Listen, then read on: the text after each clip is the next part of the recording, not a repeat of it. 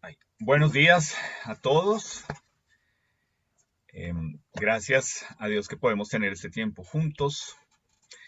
Y pues bueno, estamos acá reconociendo ese amor de Dios, esa misericordia y esa forma en que Él nos permite eh, que cada vez que nos reunamos lo conozcamos un poco más. Si eres nuestro invitado o estás aquí hoy por primera vez, estamos muy complacidos de que nos estés acompañando. Le hemos pedido a Dios que su espíritu hable hoy a tu vida, que lo que escuches tal vez te incomode y que eso te anime a conocer más de Dios. Entonces, ojalá que si eres nuestro invitado puedas realmente ser animado junto con nosotros como iglesia a conocer más a este Dios que acabamos de alabar y adorar.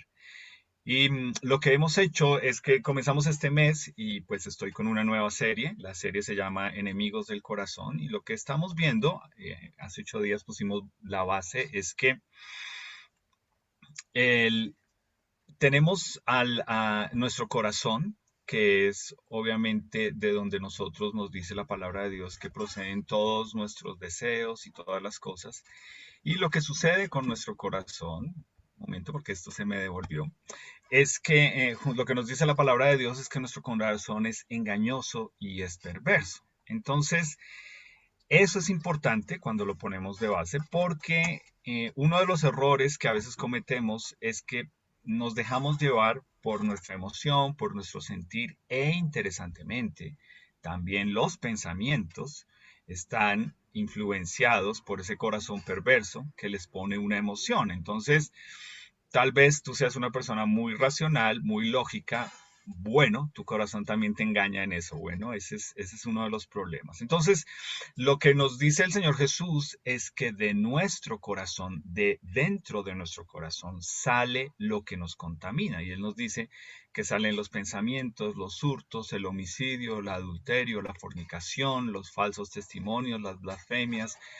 Es decir, lo que de la abundancia del corazón, de la abundancia de lo que hay dentro nuestro, es lo que sale por nuestra boca. Entonces tú lo puedes medir en la forma en que criticas, en lo que murmuras, en la forma, en los chistes, los comentarios. Eso es lo que te contamina realmente. Cuando sale por tu boca, lo único que está dejando ver es lo que hay en tu corazón. Entonces, visto de esta forma, nos damos cuenta que el problema está dentro nuestro, ¿sí? Vivimos en un mundo, en una sociedad que nos dice que el hombre nace bueno y la sociedad lo corrompe, pero la palabra de Dios nos dice, no, no te creas ese cuento. Tú eres una persona a la cual tú ya tienes un corazón que está obviamente sujeto a pecado y pues eso hace que reflejes lo que hay en tu corazón. Por eso necesitas un cambio, por eso necesitas un nuevo corazón, que tu corazón sea limpio. Entonces vamos a ver uno de esos enemigos de nuestro corazón que se llama la culpa. Y tenemos uno de estos refranes que nos dice que el que la debe la teme, ¿cierto? Cuando nosotros se lo aplicamos a alguien, lo que le queremos decir en esencia es que la culpa en esa persona produce paranoia y produce esto de que se sienta afectado por cualquier comentario. Y tú lo sabes, ¿no? La persona piensa, pero que todo se pone sensible, ¿no? Todo piensa que es para él o para ella y que todo le cala a él o a ella. Pero también en contraparte tenemos el otro que nos dice que el que nada debe, nada teme, ¿cierto? Así como el que la debe, la teme, el que nada debe, nada teme. Es decir, cuando uno no debe nada, uno tiene esa tranquilidad, esa paz en su mente que le dice que tranquilo, no hay problema, no hay culpa y pues no tienes por qué tomarlo personal, no tienes que sentir que el comentario era para ti. Y pues a mí me pasa mucho con las charlas. Hay personas que han sido nuestros invitados y cuando escuchan algo dicen, lo primero que le dicen al invitado es, ¿usted por qué le dijo eso a ese señor? ¿Usted por qué le habló de mí? Entonces, no tengo el tiempo para ponerme a escuchar a cada persona que va a invitar a alguien a decirle, cuéntame cómo le echo vainazos. Eso se encarga el Espíritu de Dios solito. Si te cae, si sientes que algo realmente te está aplicando, es Dios hablando a tu vida. Entonces, cuando pienso en la culpa, pienso en tres personajes de la palabra de Dios que tienen algo en común. Piensa en Moisés, piensa en el rey David y en el apóstol Pablo. Lo que tienen en común ellos es que yo creo que se debían haber sentido muy incómodos en algunos momentos cuando alguien hacía el comentario acerca de matar o de haber matado o de a otro ser humano, ¿no? Porque Moisés mató a un egipcio, ¿cierto? El rey David, él fue un guerrero que mató, pero también él mandó matar a un hombre para poderse quedar con su esposa, o sea, fue adúltero y fue homicida. Y el apóstol Pablo, interesantemente, consentía en su presencia que mataran a personas que no eran judíos antes de ser un cristiano. Ese era el apóstol Pablo. Entonces piénsalo. Estas personas debieron haberse sentido con mucha culpa, con mucha incomodidad, sabiendo que el que la debe, la teme. Y pues a esto yo quiero llegar con una pregunta y es, ¿qué manejo se le da al sentimiento de culpa una vez que hemos nacido de nuevo en Cristo? ¿Cómo debemos manejar eso? ¿Será que lo que tenemos que hacer es todo el tiempo refrenarnos y pensar que yo ya no puedo opinar, yo ya no puedo decir, yo ya no puedo, porque yo antes era, yo antes hice, yo antes esto, ¿no? Y pues algunos de nosotros somos muy buenos y nos dan papaya para tirar piedras, pero el punto es ese, es cómo hacemos para saber realmente si debemos todo el tiempo sentir que no podemos opinar sobre nada o qué es lo que debe suceder ahí. ¿Ok? Entonces, Moisés, por ejemplo, imagínate un Moisés dirigiendo al pueblo de Israel durante 40 años. Te voy a resumir el pueblo de Israel en tres adjetivos calificativos. Murmuradores, criticones y quejumbrosos. Ese era el pueblo de Israel. Ah, interesantemente Dios en su palabra nos dice que la iglesia es igual. Entonces, ¿cómo hizo Moisés para no dejarse llevar por la culpa y verse tentado a responder todo el tiempo? No, yo me declaro impedido en eso, yo no les puedo enseñar sobre ese tema porque pues yo maté a un egipcio y yo no puedo, yo soy el menos indicado, yo no puedo hablar de ese tema. ¿Tú te imaginas a Moisés 40 años todo el tiempo con esa actitud? Pues va a llegar un punto en que van a decir, no, entonces que Dios ponga otro, porque pues usted no puede. O piensa en el apóstol Pablo, cuando era Saulo, él mismo siendo testigo de cómo apedreaban a gente delante de él por no ser judíos, y él mismo siendo una persona que si ya habiendo nacido de nuevo en Cristo, con todo lo que Dios le mostró, lo que el Espíritu de Dios le mostró, todo el tiempo sintiéndose, no, yo me siento acusado, no, yo me siento impedido, no, yo me siento inapropiado. ¿Cómo hubiera podido ser el apóstol Pablo la bendición que es con sus escritos a nosotros como iglesia? Si todo el tiempo la culpa le hubiera dicho, usted no debe hablar de eso, usted no puede escribir de eso, usted es el menos apropiado, declárese impedido. Difícil, ¿ok? Entonces, o una de dos, o estas personas fueron unos grandes hipócritas, unas personas que realmente decían una cosa y hacían otra, o hicieron algo y creían otra, o realmente estas personas interiormente experimentaron algo, una libertad, un perdón que los hizo cambiar de adentro hacia afuera y que esa oportunidad les llevó a entender lo que el apóstol Pablo nos dice, que para mí el vivir es Cristo y el morir es ganancia.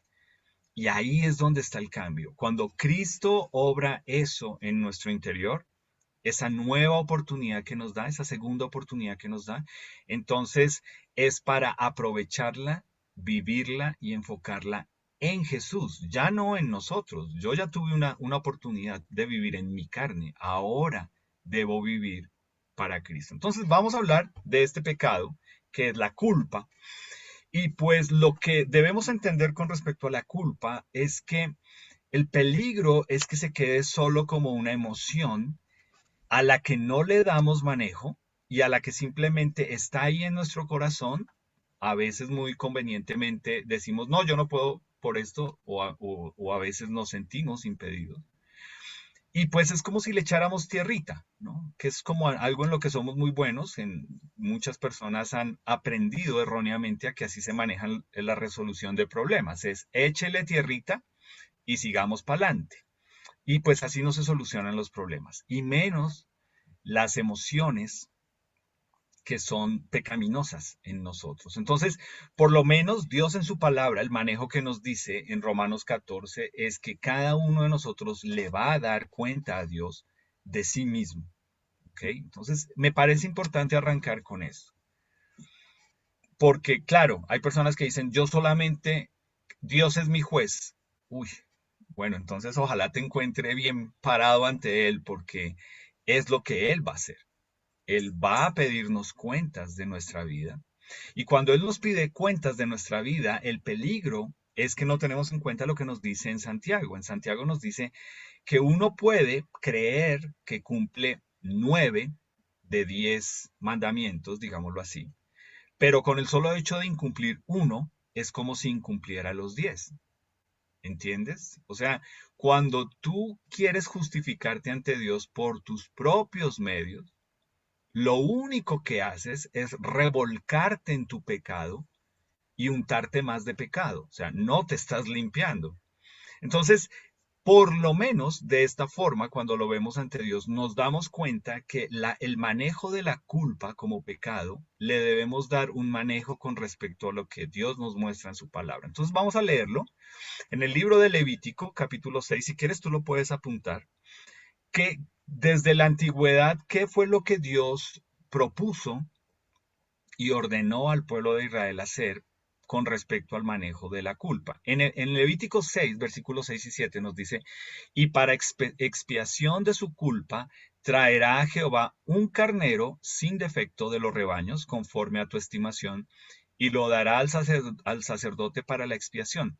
Y el sacerdote hará expiación por él delante de Jehová y obtendrá perdón de cualquiera de todas las cosas en que suele ofender. Entonces piénsalo, si todavía viviéramos en el Antiguo Testamento, como algunas sectas y religiones quieren vivir hoy en día, ¿cuánto ganado tendrías que tener tú para estarte presentando delante de Dios con un sacrificio por la culpa de tu pecado? ¿Entiendes? Esto era lo que sucedía antes. Era una cuestión donde Dios decía, listo, yo voy a aceptar un carnero sin defecto para remitir o cubrir ese pecado por un tiempo. Y luego, unos 2000 o 3000 años antes de Cristo, el Señor Dios, a través del profeta Isaías, nos dice, todos nosotros andábamos descarriados como ovejas. Cada cual se apartó por su camino. ¿Okay? Mas Jehová cargó en él, o sea, en Jesús, el pecado de todos nosotros. Como cordero fue llevado al matadero y enmudeció delante de sus trasquiladores. Es decir, el único sacrificio válido que Dios acepta por el pecado fue el sacrificio del Señor Jesús en la cruz como ese cordero de Dios que quita el pecado del mundo. ¿Okay? Ese fue el único sacrificio que ya cesó toda esa matazón, digamos, de ganado, y que ahora es a través de él que nosotros podemos ir como una oveja que está perdida o descarriada, a él que es el cordero sin pecado que dice, yo ya pagué por ti, tú no tienes que morir, tú no tienes que seguir en tu pecado, yo ya lo pagué por ti.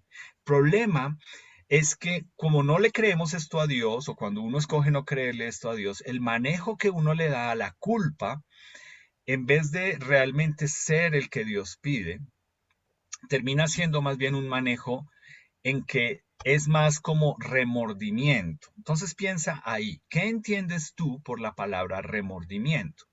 ¿Okay? Porque hay personas que piensan que están arrepentidos porque lloran. Eh, Eso no necesariamente es estar arrepentido.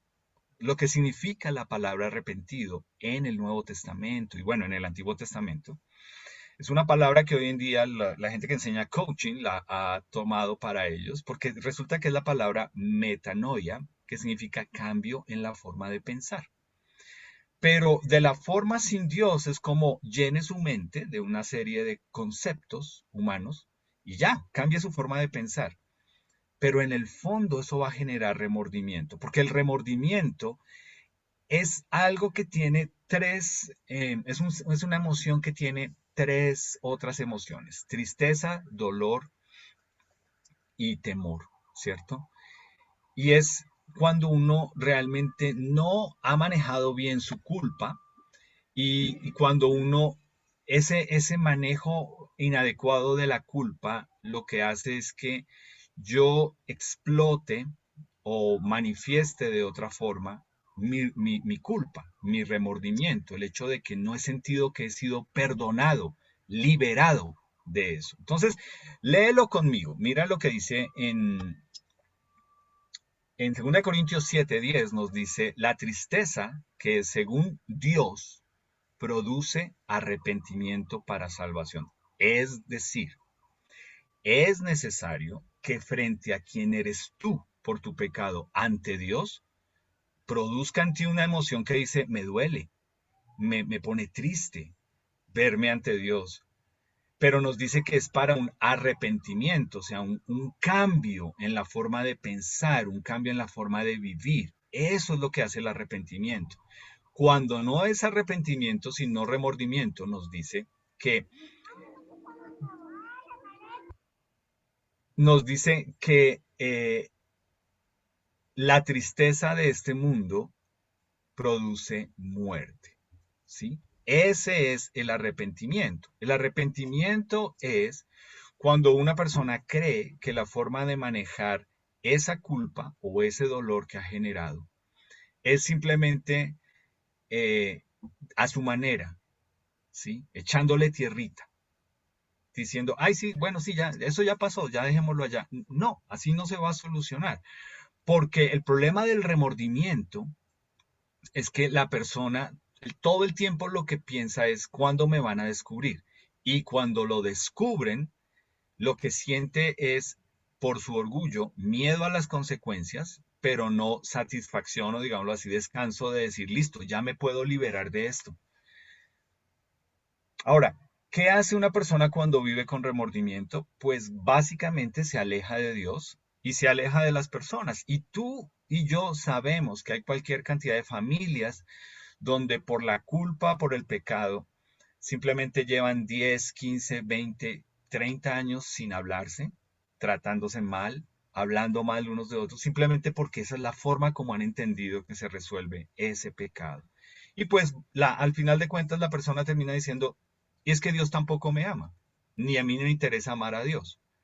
Entonces, ¿qué termina haciendo la persona? Se autocompadece, se victimiza, porque lo que hace es justificar su mal obrar. En lugar de reconocerlo, lo que empieza a decir es, "Ah, es que yo soy así porque ellos me hicieron esto, porque ellos me trataron, porque a mí me dijeron, yo no tuve estas oportunidades, yo soy una víctima". Y pues quiero que si tal vez tú estás sentado acá y dices, si yo me identifico con eso, la persona que mejor refleja esto es Caín. Caín es si tú lees allá en Génesis 4, básicamente cuando Dios le dice, tú sabes lo que debes hacer para agradarme, pero el pecado está tocando ahí. Y Caín, una vez que comete su pecado, lo que hace es decirle a Dios, ¿y qué? Es que yo soy guarda de qué o qué, yo por qué tengo que responder. Si te das cuenta cómo ese remordimiento lo que hace en la persona es simplemente ponerlo a la defensiva, ponerse como víctima y no reconocer qué es lo que debe hacer. Entonces, eso es lo que hace la culpa en nosotros, nos genera vergüenza, enojo y temor. Entonces, la palabra de Dios nos dice que la arrogancia acarrea deshonra, mas la humildad trae sabiduría. Es decir, cuando yo escojo no reconocer el daño que yo he hecho, mi culpa, por mi pecado, es una actitud orgullosa, arrogante. Y lo que hace eso es que no ayuda a solucionar ninguna relación importante para mí. Entonces, lo que hace es que me dice la palabra de Dios es que cuando yo estoy expuesto, como en este caso, estamos siendo expuestos a lo que la culpa genera en nosotros, nos dice, con humildad deberíamos buscar la sabiduría de Dios, ¿sí? Y eso es importante porque míralo como lo que pasó con Adán y Eva. Adán y Eva, cuando pecaron, nos dice que escucharon la voz de Dios y la respuesta de Adán es, oí tu voz en el huerto y tuve miedo y me escondí porque estaba desnudo. Es decir, eso es lo que hace la culpa en uno. Le genera vergüenza, temor,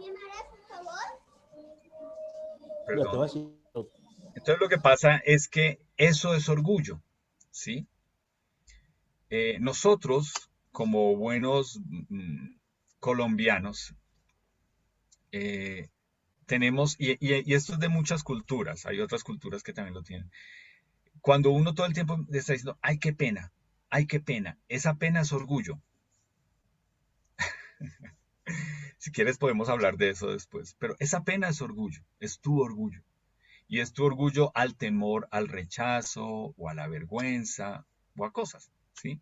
Y lo que sucede es que cuando tú vives eh, para satisfacer tus deseos, tu carne, tu orgullo, pues todo el tiempo estás temeroso del qué dirán, qué van a pensar, cómo lo van a tomar, cómo me perciben ellos, ¿no? Como que no me rechacen. Y la cuestión de eso es que tú lo vas a ver reflejado en cualquier relación que te importe a ti, porque lo que nos dice la palabra de Dios nos dice, Dios es amor, y en el amor no hay temor, sino que el perfecto amor echa fuera el temor, porque el temor lleva en sí castigo. Es decir, pongámoslo en una relación básica de pareja. Si tú todo el tiempo piensas que esta otra persona te va a dejar y vives con ese temor, tú no entiendes de qué se trata el amor, tú no conoces el amor. Y por eso la palabra de Dios nos dice en el perfecto amor, o sea, cuando yo realmente conozco a Dios y su amor por mí, y yo estoy seguro en eso y esa es mi identidad, yo puedo entrar a una relación amorosa con la seguridad de que a mí primero Dios me ama, no de que yo estoy buscando que esta persona sea por su amor el que me llene o me complemente o me haga sentir amado. Claro, es importante, ese amor romántico de pareja es genial. Dios nos ha creado para experimentarlo y vivirlo. Tenemos todo un libro que nos habla de eso, que es el libro de Cantar de los Cantares. Pero primero habiendo entendido que en el amor de Dios yo ya no tengo celos, ni temor, ni inseguridad, que es lo que yo traigo a una relación de pareja. Y como yo reacciono frente a esa inseguridad, pues listo, si se va a ir, que se vaya. Yo vine solo a este mundo, yo puedo estar solo en este mundo. Si te das cuenta cómo la culpa se refleja en la vergüenza, en el temor, y encima de todo, la vergüenza también se refleja en el enojo. Mira, este es Caín. Y Dios le dice, ¿por qué te has ensañado y por qué ha cambiado tu rostro? Algo que nosotros debemos entender con respecto al sentimiento de culpa y del mal manejo que le damos es que mm, todos nosotros reaccionamos diferente frente a eso. Y hay personas que son muy buenas y la forma en que manejan su ira es mantienen la tristeza. Y esa tristeza los puede llevar a una depresión, ¿sí? La depresión, y puede sonarte muy duro, etcétera, es simplemente cuando tú tienes los ojos puestos hacia adentro, hacia ti, y todo el tiempo te estás victimizando. Entonces yo me siento con personas que me dicen, pero cuando me dices eso me hace sentir pecador, me hace sentir que yo soy el malo, me hace sentir que es como si fuera pecado deprimirse.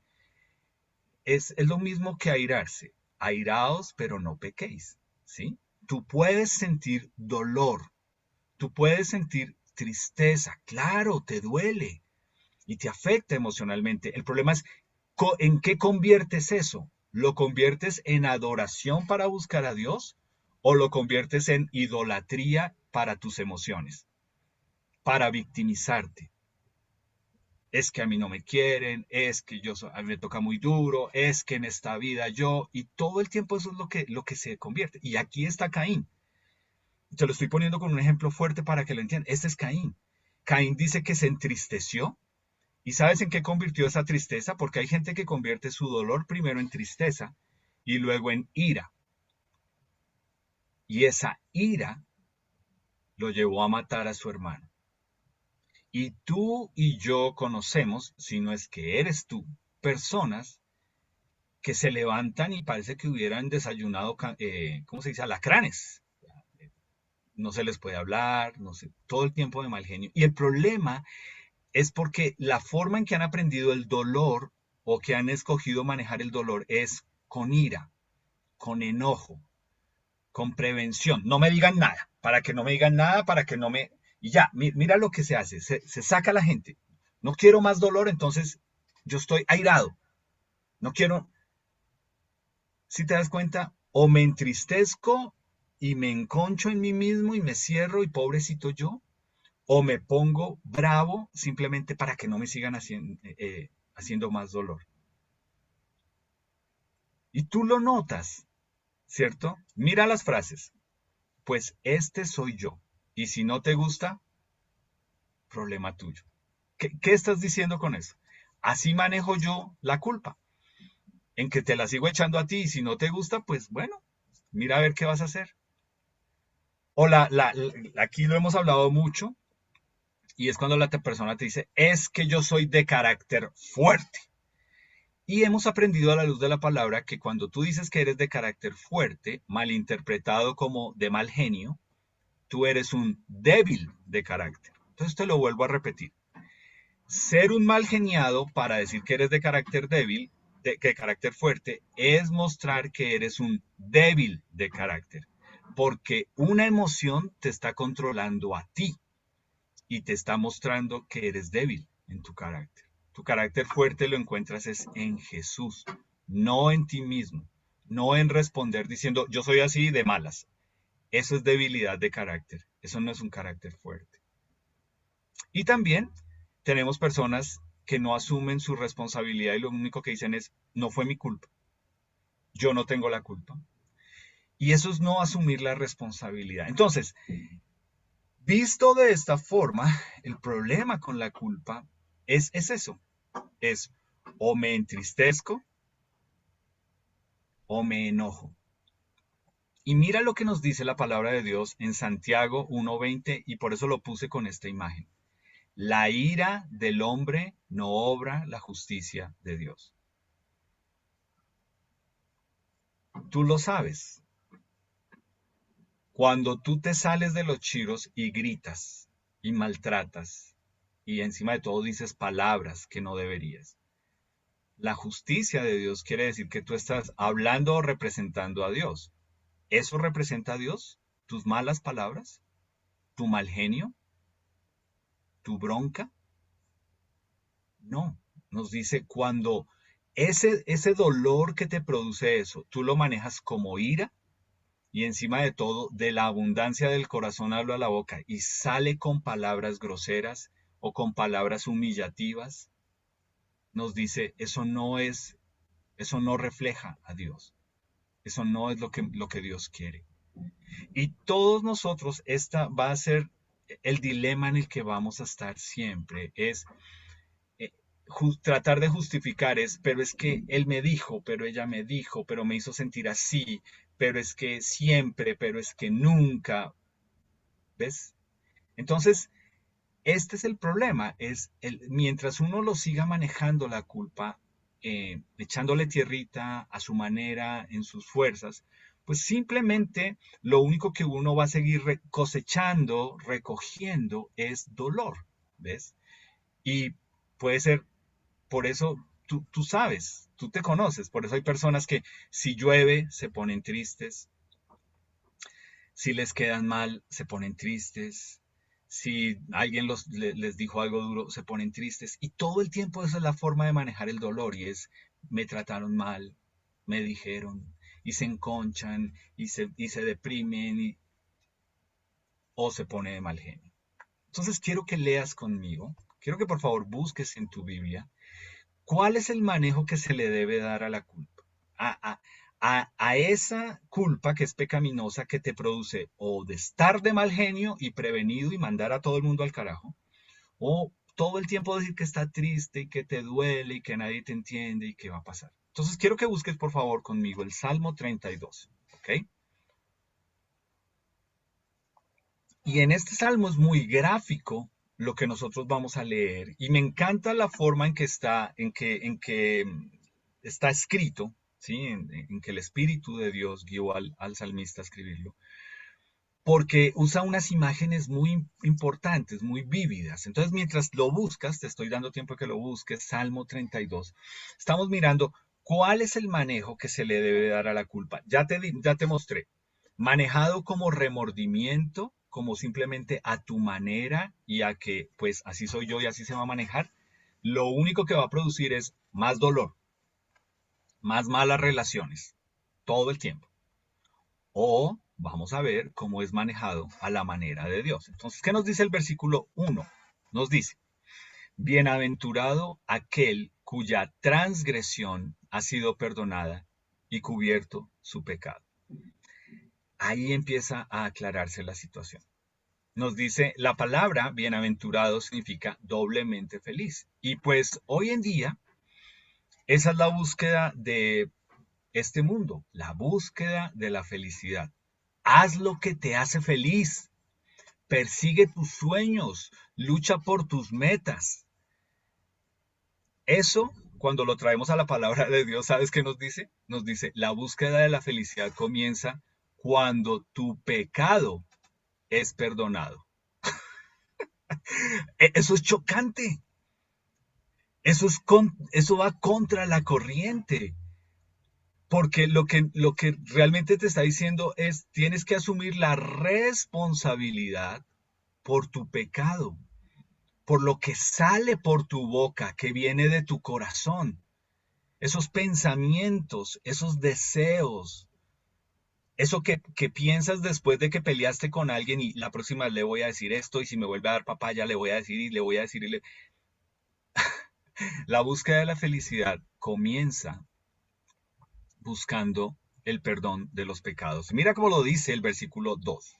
Bienaventurado, otra vez, doblemente feliz, el hombre o la persona o la mujer a quien Jehová no culpa de iniquidad y en cuyo espíritu no hay engaño. Es decir, cuando tú sabes que estás en paz con Dios, que puedes hablar con Él, que Él te escucha, que lo puedes buscar, que lo primero que haces cuando algo te duele es ir a Él, no enconcharte en ti, no victimizarte, no autoengañarte diciendo es que a mí siempre me han tratado así, pobrecito yo y yo, no, ni ponerte bravo de mal genio, sino ir a Él y decirle, Dios, Padre, no sé cómo tú le digas, Jesús, me duele esto, no quiero que esto me lleve a una depresión o a sentirme enconcharme en mí, no quiero ponerme del mal genio.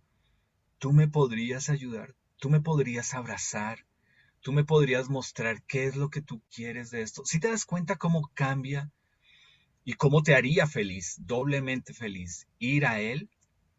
Ahora, ¿qué pasa? Mira cómo lo dice aquí. Mientras callé, se envejecieron mis huesos en mi gemir todo el día. O sea, cuando tú dices, tranquilo, yo me como eso, yo no digo nada, yo se las voy acumulando. Bueno, lo que este versículo nos dice es que por eso es que tienes gastritis, úlcera, dolor de cabeza, y sí, hay una cantidad de enfermedades que son, eh, tú lo sabes, psicosomáticas, es decir, porque tú guardas mal la emoción que te produce el dolor, te afecta en tu cuerpo, ¿ok? O sea, eso está comprobado, eso no nos estamos inventando aquí nada. Y el salmista es lo que nos está diciendo. Mientras yo no le di el manejo correcto al dolor que estaba produciendo mi pecado, mis huesos se envejecieron. porque de día y de noche, versículo 4, se agravó sobre mí tu mano. Mira cómo lo dice, se volvió mi verdor en sequedades de verano. Y tú y yo lo hemos visto. Cuando se pasa de calidad del tiempo y ya no deja de llover, ya pasa de ese verdecito bonito a ponerse amarillo y ya después está quemado.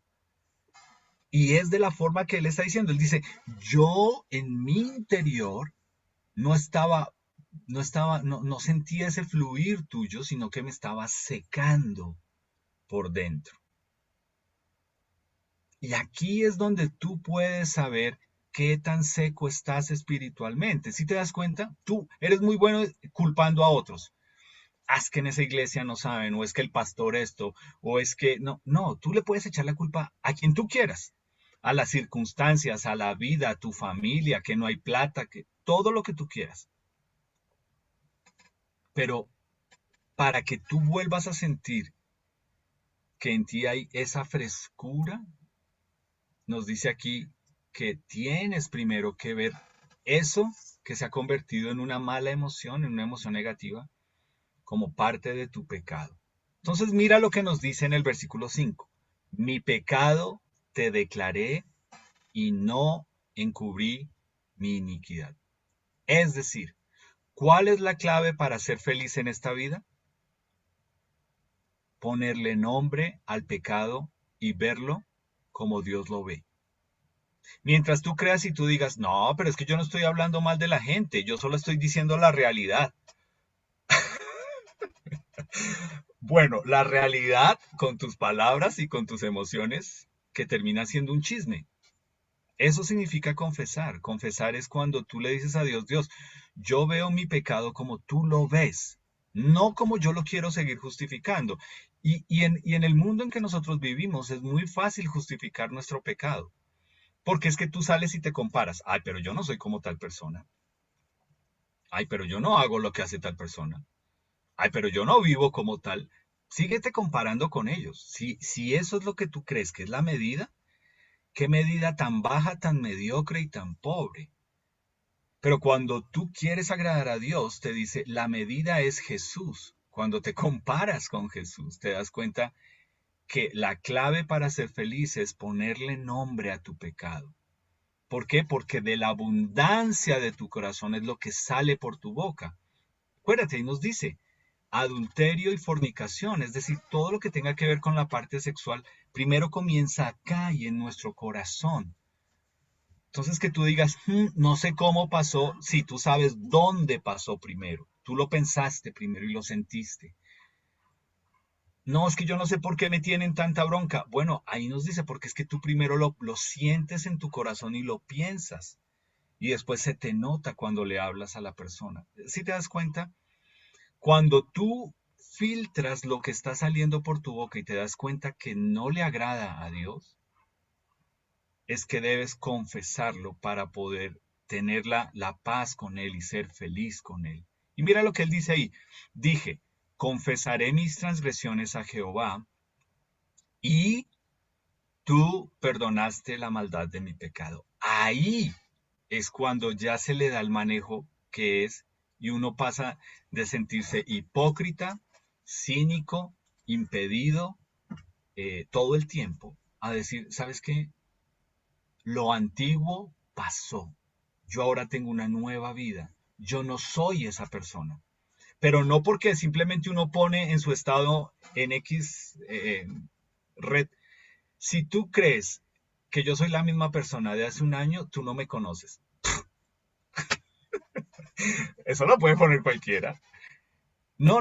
La clave es cuando tú pones, si tú le preguntas a Jesús si soy la misma persona, ok, ¿qué te va a decir Jesús a ti? Buena pregunta para el grupo pequeño, ¿cierto? Si Jesús tuviera que evaluarte a ti comparado hace un año, ¿qué clase de persona eres? Un año después de la pandemia. Sigues quejándote, murmurando, echándole la culpa a todo el mundo, al presidente, al gobierno, a la situación, a las circunstancias. ¿Ese eres tú? Eso es pecado. Lo tienes que confesar como lo que es para que puedas sentir esa libertad y esa liberación y poder decir, ok, no más. Yo ya no puedo seguir siendo esa persona. Yo ya no soy esa persona. Entonces, cuando la culpa en nosotros, mira todo lo que bloquea en nosotros. Te cuesta ser agradecido y agradecer. Son dos cosas diferentes. Lo hemos aprendido en grupo pequeño en adoración. Tú puedes estar muy agradecido por los motivos equivocados y con la persona equivocada, ¿no? Gracias al universo porque confabuló a mi favor. ¿Sí te das cuenta? Uno puede estar muy equivocado. Yo puedo estar muy agradecido, pero necesito entender que es con Dios en mi vida con lo que me está pasando. Pero la culpa nos bloquea ser agradecidos, alimenta que nos pongamos de mal genio o que nos entristezcamos todo el tiempo y nos victimicemos. Y hasta que yo no sea libre de esa culpa, libre de mi pecado, que yo mismo debo confesar, pues yo no voy a entender de qué se trata este camino. Entonces léelo conmigo. Está en Romanos capítulo 8, versículo 1 y 12. Me encanta. Tú lo puedes apuntar. Por lo tanto, es decir, el apóstol Pablo viene dando un argumento y dice, en resumen, o por esta razón, ya no hay condenación para los que están unidos a Cristo Jesús. Entonces yo hago una pausa para ti, que eres nuestro invitado. Lo que nos dice la palabra de Dios es que no es porque hicimos una catarsis para liberarnos de nuestras cargas, para decir, yo ya me liberé de eso, yo ya no soy yo, porque pues nosotros tenemos una linda senadora que la catarsis fue, me perdonas si es muy fuerte la palabra, mentarle la mamá en público a otro compañero del Senado, y cuando la confrontaron y dijo, esa fue mi catarsis, mi forma de liberar mi presión. ¡Qué descarado! ¡Qué cínica esa señora! Entonces, yo me la puedo pasar todo el tiempo diciendo, esa fue mi forma de liberar mi tensión, mandándote al carajo. Tú tienes que ir aprendiendo que ese soy yo. Si te das cuenta, esa es la forma mala de manejar la culpa. Es, si yo soy así, entonces ¿para qué me invitan? Pero acá nos dice, en Cristo ya no hay condenación cuando yo estoy en Él, perdonado en Él, cuando soy una nueva criatura en Él, cuando mi corazón ha sido limpiado por Él y me ha dado un nuevo corazón. Por eso ahora es que yo puedo experimentar que si yo estoy llenando mi corazón y por lo tanto mi pensamiento con la palabra de Dios, lo que puede salir por mi boca es diferente. Muestra a Jesús, muestra un cambio, muestra una nueva vida. Y mira lo que él dice ahí, pues por medio de él, la ley del Espíritu de vida me ha liberado del pecado y de la muerte, que fue con lo que comenzamos. El que dice cumplir toda la palabra de Dios, pero falla en un solo punto, es como si fallara en todos. Entonces, ¿sabes quién escribió esto? Este libro de Romanos y dice, ya no hay ninguna condenación. Pablo. Y si tú lees de ese Pablo, que antes se llamaba Saulo, era perseguidor de la iglesia. Consentía que en su presencia mataran personas a punta de piedra. Y él mismo lo dice, yo era perseguidor de la iglesia y de Cristo, era blasfemo. Era una persona horrible por su pecado ante Dios. Y date cuenta, era alguien que estaba haciendo la obra de Dios a su manera. Y él pensaba, hacer la obra de Dios es matar y perseguir a todo aquel que no esté en esto de Dios, hasta que conoció a Jesús, que lo liberó y le mostró de qué se trataba, ser libre del pecado. Así es como se maneja la culpa bíblicamente. Así es como Dios te quiere traer a ti, es a través de Jesús. Ya no más en tus fuerzas, ya no más llevando cuentas largas, históricas. Cada vez que discutes tener que volver a decir, acuérdese que usted, acuérdese. No, eso no va a ayudar, eso no va a solucionar. Para concluir, quería mencionar eso, ¿no? El mismo apóstol Pedro, hablándole al pueblo de Israel, que acababa hacía mes y medio de crucificar a Jesús, les dice, ¿saben? Dejen de pecar y vuélvanse a Dios. Eso es lo que significa arrepentirse. Es, ya no quiero seguir en este pecado y quiero vivir para Dios. Y él dice, y Dios va a olvidar ese pecado de ustedes y les va a dar tiempos de refrigerio. Esa es la palabra que usa, tiempos de refrigerio, es decir, nuevas fuerzas, nuevos pensamientos, un manejo diferente de las emociones. Entonces, no hay ninguno de nosotros aquí que no necesite esos tiempos de refrigerio. Tú lo sabes. Tú sabes que todos los días tú necesitas escoger.